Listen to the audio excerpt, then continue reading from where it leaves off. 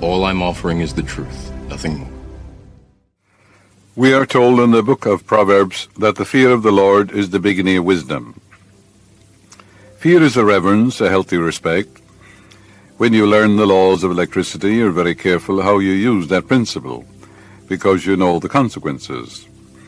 So you have a healthy, reverent, wholesome respect for that principle of electricity or chemistry or physics or mathematics or any other law. You know what will happen if you put your hand on a naked wire or a short circuit. You learn the theories of insulation conductivity, resulting in a healthy reverence and respect for these laws. And you follow the nature of the principles. Likewise, when you learn the principle of chemistry, you have a healthy respect for the combination of chemicals. For example, if you mix nitric acid and glycerine together, you will have a powerful explosive. So if someone came into a drugstore with a little glycerine in the bottle and asked you for 25 cents worth of nitric acid, and you didn't know that you had an explosive on your hands, then you'd do, and all those around you would be in trouble too. You have a healthy respect for the law when you learn the consequences of misusing it.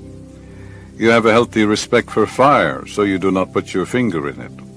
Similarly, when men know that their mind works like the principle of chemistry and physics, they have a healthy respect for it. They learn that they can use it in two ways. Think good and good follows. Think lack and limitation and misery follows. For you are what you think all day long, and thoughts are things. And what you feel you attract, and what you imagine you become. A principle is the way a thing works. We realize that God, or the living Spirit, the life principle in you, is principle also. Principle does not change. The infinite is boundless love. Infinite intelligence has all the elements of personality, such as choice and volition, initiative. When it makes 40 stars in interstellar space, when it creates a new planet, and so on, there's choice and volition, initiative there, isn't there? Nevertheless, God works by law. Therefore, we have to work by law, for this law never changes. Water runs downhill. It expands when frozen, taking the shape of any vessel into which it is poured. These and many other characteristics determine the principle by which water operates. Your mind operates in the same way. If you think good, good will follow. If you think evil, evil follows. Man sometimes uses his mind to oppose his good. He has a vivid imagination of things that he does not want. Oftentimes he's looking at obstacles, delays, and difficulties in his mind, and vividly picturing these things. Then he turns around and says, God can help me out of this problem. His words betray him. For he is saying, I am now identified with sickness, pains, and aches, and the pain goes on for years. Instead, pray this way. The infinite healing presence is healing me now, this very moment. It created me, sustains me. And this creative intelligence which made me is making me whole and perfect now. You must have a healthy respect for the law and realize that if you say, I can't do this, you have faith in failure. Faith is an attitude of mind. It's a way of thinking. You have faith if you have a mental image of accomplishing something wonderful, and if you sustain it with expectancy and confidence, your subconscious mind will bring that to pass. That's practical faith, the substance of things hoped for, the evidence of things not seen. Many have faith in evil powers that will bring harm to them. Others have faith in a hell, a lake of fire waiting for them. All this, of course, is utter nonsense. For faith is an attitude and expectancy. Some expect to be passed over for promotion. Whatever you deeply expect, of course, you will experience. How can a man believe in a good future if he fears death and torment? He cannot. There's only one power. As the little boy said, God is all, over, all, through all, and all in all, omnipresent, present everywhere. He said, if that's so, which it is, he said, there's no room for anyone else, is there? Very simple, an 8-year-old boy. If a man thinks that God is cruel and he is punishing him, and that God has created a hell for him because he has erred, when he couldn't help himself anyway, since he has to err, for that's the only way you're going to grow and expand, that man cannot love God or the good, because he's postulated another power. It is impossible for that man to banish abnormal fear. He is fearing the future, and after life. He has a God of fear, but God is a God of love. Such a man cannot banish fear out of his mind, since he must come back to the unity of the one power. In order to banish abnormal fear, you have to come back to the fundamental truth that there's but one power. Hear, O Israel, the Lord thy God is one Lord, one power, not 2 or 3 or 1,000, just one. It moves as unity. It is all love, all peace, all harmony. Align yourself with that, and all fear will go away. Basil King, who wrote Conquest of Fear, tells that as a young man he was going blind. He was depressed, dejected, feared the future, blindness, old age, and all the rest. He thought that nature was cruel and raw, and that evil abounded in the world.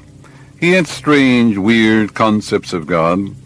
One day a woman asked him, "What do you think God is?" He replied, "There are 3 supernal beings in the sky and 3 thrones." She laughed at him. At that moment he said, "I knew I had a wrong concept." Then he recalled something that a teacher said previously. The life principle, which is God in you, is indestructible, invulnerable, and eternal. It always brings about the expedient, which is an answer to the particular need of any man. He began to think that the life principle within him had overcome every obstacle in the world. The life principle goes on, invulnerable, eternal. Nothing can destroy it.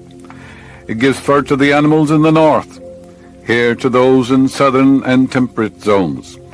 It covers others with shells to preserve them.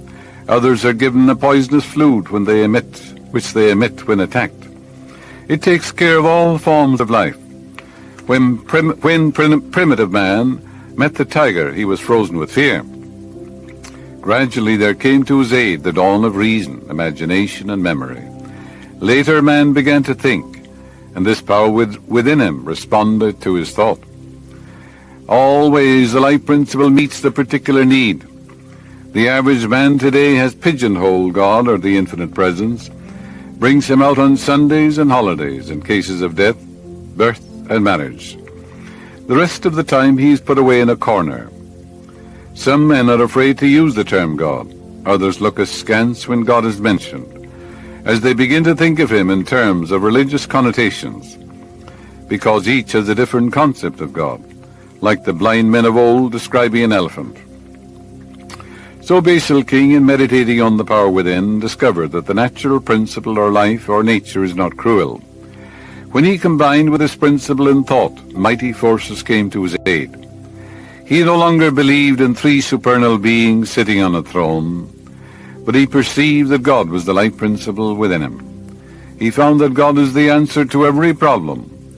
He said this realization was the beginning of the process of casting out fear, which was blinding me and paralyzing me. If you want to conquer fear, you have to come back to the truth that there's only one power, indivisible, and its source is love. When you know that, when you align with it, you can't be fearful, you can't worry. This power has no opposition. There's nothing to oppose it, challenge it, or vitiate it, or thwart it. It is the life principle that has overcome every opposition in the world. It's omnipotent, all-powerful, goes on conquering and to conquer. Realize that you're one with this God power, and mighty forces will come to your aid. You're aligned with it now. You're one with the infinite life principle, with all things. I will fear no evil, for thou art with me. When we are fearful or indulge in negative thoughts, we're vibrating at a low level. When we meditate on a psalm and say, "The Lord is my shepherd, I shall not want," or "The presence of God is right here where I am," or "I dwell in the secret place of the Most High, and God is guiding me now," we are thinking spiritually. We're vibrating at a higher level, at a spiritual frequency. And just as when we place a finger on a tuning fork, that is the end of the negative vibration. This is the end of the evil, because evil is a false belief about God and the infinite goodness of the one who forever is. When we are full of fear, we have greater faith in evil than in God. This is shocking, but it's true. Fear is God upside down. We have faith that the sun will rise, that we can drive a car, that we'll get an answer to our prayer for guidance. But many people have faith in the wrong thing. They are looking forward to misfortune.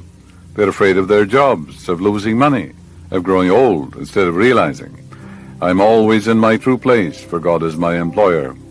I am working for Him, and I live forever. That which they are afraid of does not even exist. You can cast out fear. You can affirm boldly, I have absolute trust in the God presence within me. I expect the best. I know only good can come to me. That's the way to pray. Divine love in me casts out all fear. I am at peace. I see the presence of God everywhere. I am absolutely fearless. God of the divine presence is with me always. It made me, created me, sustains me. It's the invisible life principle within me. It loves me and cares for me, for it is written, He careth for me. If God be for me, who can be against me? I know that one with God is a majority. This heals and frees me from all sense of fear. Only God's thoughts come to me. These thoughts continually unfold, bringing me harmony, joy, peace, and success. I am surrounded by divine love. I think rightly on all occasions. God's power is with my thoughts of good. The love, the life, and the truth of God flow through me now. I am immersed in the holy omnipresence. I am always surrounded by the infinite ocean of peace. I am full of divine understanding. Divine love goes before me today and every day to make straight, perfect, and joyous my way. For the Lord, He it is that doth go before me, whithersoever thou goest. Behold, I send my messengers before thy face to prepare the way. You are sending the messengers of peace, of love, of harmony, right action, and beauty before you today.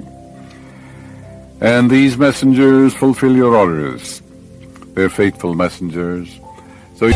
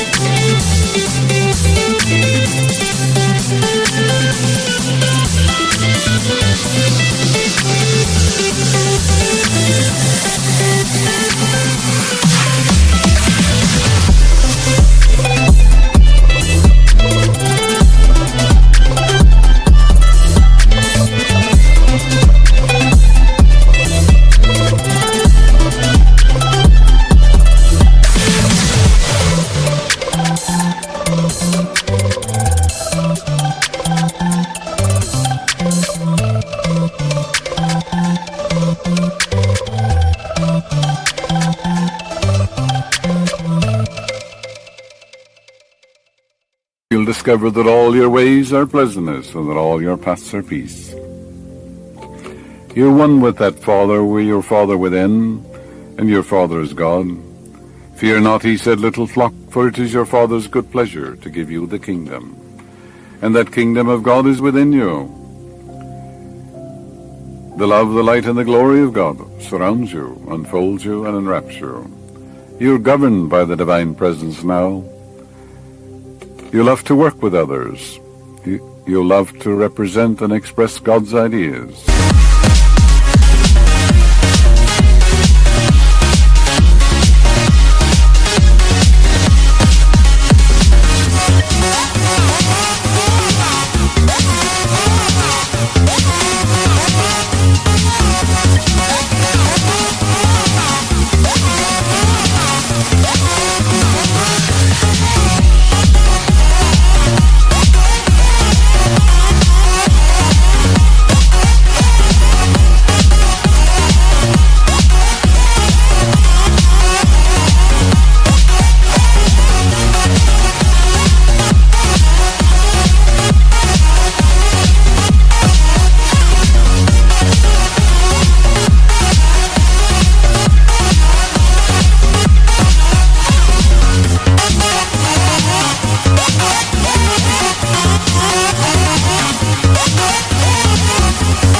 affirm boldly God's ideas unfold within me, bringing me harmony, health, and peace and joy. I will fear no evil, for thou art with me, thy rod and thy staff they comfort me. I know goodness and mercy follows me all the days of my life, for I dwell in the house of God forever. I dwell in the secret place of the Most High, I abide in the shadow of the Almighty. I will say of the Lord, He is my refuge, my fortress, my God, in Him will I trust. He covers me with His feathers, and under His wings shall I rest. The truth of God is my shield and buckler. His angel watch over me, they bear me up, lest I dash my foot against a stone, for God is love, and He careth for me.